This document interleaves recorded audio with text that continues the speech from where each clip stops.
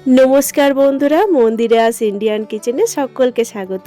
আমি মন্দিরা। আজকে আমি আপনাদের সঙ্গে খুবই মজাদার একটা রেসিপি শেয়ার করব। মুগ ডালের রসালো চুষি পিঠে। এটা খেতেও যেমন সুস্বাদু হয় আর বানানোরও একদমই ঝামেলা নেই। দেখতেই দেখুন কতটা লোভনীয় লাগছে। চুষি পিঠে তো আমরা অনেক রকম খেয়েছি, কিন্তু এইরকমভাবে একবার আপনারা বাড়িতে বানিয়ে দেখবেন, বারবার বানিয়ে খেতে ইচ্ছে করবে। আর আমি এই মুগের ডালের রসালো পিঠে বানানোর জন্য নিয়ে নিয়েছি 1 কাপ মুগের ডাল আর একটা মিডিয়াম সাইজের আলু। এই দুটোকে আমি ভালো করে সিদ্ধ করে নেব। 1 কাপ মুগের ডালের জন্য কিন্তু একটা আলু যথেষ্ট। আর আমি এখানে নিয়ে নিয়েছি কিছুটা কুচনো নারকেল, এতটা যদিও লাগবে না। চলুন এবার চাশনিটা বানিয়ে নিই। এখানে আমি 1 কাপ চিনি নিয়েছি আর এই কাপ মেপে দিয়ে দেবো 2 কাপ মতন জল।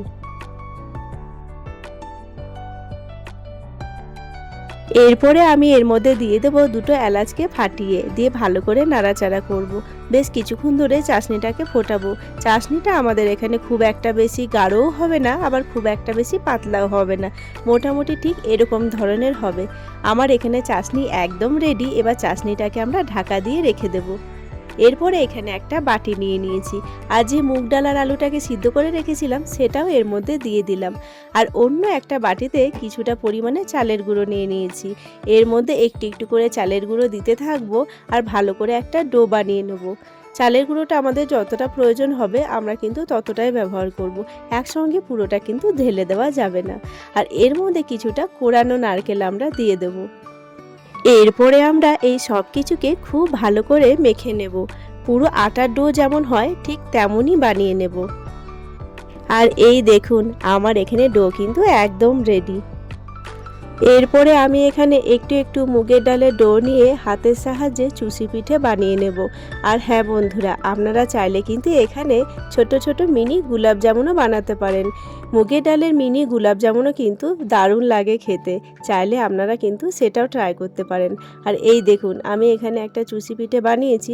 চলুন আস্তে আস্তে সব চুষি পিঠেগুলো আমি বানিয়ে নিই। একটু সময় তো লাগবে। আর এই দেখুন আমার এখানে কিন্তু সব চুষি পিঠেগুলো বানানো হয়ে গেছে। দেখতে কি সুন্দর লাগছে, তাই না? চলুন এবার রান্নাঘরে যাই। রান্নাঘরে গ্যাসে আমি আগে থেকেই একটা কড়াই বসিয়ে দিয়েছি আর সেখানে কিছুটা পরিমাণে তেল দিয়ে দিয়েছি। তেলটা বেশ এখন অনেকটাই গরম হয়ে গেছে। এবার একটা ঝাঁঝরার সাহায্যে কিছুটা পরিমাণে চুষি পিঠে দিয়ে দিলাম। আর হ্যাঁ বন্ধুরা, এখানে কিন্তু গ্যাসের ফ্লেমটা হাই রাখলেই চলবে, লো করার কিন্তু দরকার নেই। আর হ্যাঁ, মুগ ডালের চুষি পিঠেগুলো ভাজতে কিন্তু খুব একটা বেশি সময় আমাদের লাগবে না। আর বলতে বলতে দেখুন আমাদের চুষি পিঠেগুলো কিন্তু ভাজাও হয়ে গেছে। ঠিক একই রকমভাবে আমরা বাকি চুষি পিঠেগুলো ভেজে নেব। শীতকাল মানেই তো রকমারি পিঠে খাওয়ার দিন। আর আমরা তো বাঙালি, আমরা যেমন রকমারি খেতে পছন্দ করি তেমনি আবার রকমারি বানাতেও পছন্দ করি। কি ঠিক বললাম তো বন্ধুরা? আমার এখানে চুষি পিঠেগুলো প্রায় ভাজা হয়েই গেছে আর কিছুটা বাকি রয়েছে। ব্যাস আমার এখানে সব পিঠেগুলো ভাজা হয়ে গেছে। দেখতে কি দারুণ লাগছে না?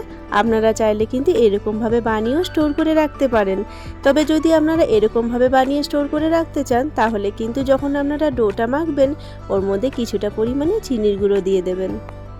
এরপরে যে চাশনিটা আমি বানিয়ে রেখেছি সেটা একটা গ্যাসের মধ্যে বসিয়ে দিলাম আর একটু ফুটিয়ে নেব, কারণ চাশনিটা ঠান্ডা হয়ে গেছে, ঠান্ডা চাশনিতে দেওয়া যাবে না। চাশনিটা একটু ফুটে গেছে। এরপরে ভেজে রাখা পিঠেগুলোকে এর মধ্যে দিয়ে দিচ্ছি। আর ভেজে রাখা পিঠেগুলো দেওয়ার পরে আবারও কিছুক্ষণ ফুটিয়ে নিয়ে একটা ঢাকা দিয়ে আধ ঘন্টা মতন রেখে দেব। আর আধ ঘন্টা পরে পিঠেগুলোকে দেখুন প্রত্যেকটা পিঠেতেই খুব ভালোভাবে রস ঢুকে গেছে। আমি আপনাদেরকে একটু তুলেও দেখাচ্ছি। দেখুন পিঠেগুলোর মধ্যে কেমন সুন্দর রস ঢুকে গেছে। প্রত্যেকটা পিঠেই কিন্তু পুরো রসালো রসালো। আপনারাও ঝটপট বানিয়ে ফেলুন মুগ ডালের রসালো চুষি পিঠে। বাচ্চা থেকে বড় সবার পছন্দ আসবে। আমার এই মুগ ডালের রসালো চুষি পিঠেটা আপনাদের কেমন লাগলো অবশ্যই কমেন্ট করে জানাবেন। আর যারা নতুন বন্ধু হতে চান অবশ্যই চ্যানেলটিকে সাবস্ক্রাইব করে একটা সুন্দর করে কমেন্ট রেখে যাবেন। তাহলে সেই কমেন্ট ধরে আমিও পৌঁছে যাব আপনার পরিবারে। ভিডিওটা তাহলে এখানেই শেষ করলাম। সবাই ভালো থাকবেন, সুস্থ থাকবেন। দেখা হবে আবারও নতুন কোনো একটা রেসিপি নিয়ে। এখনকার মতন এই পর্যন্ত।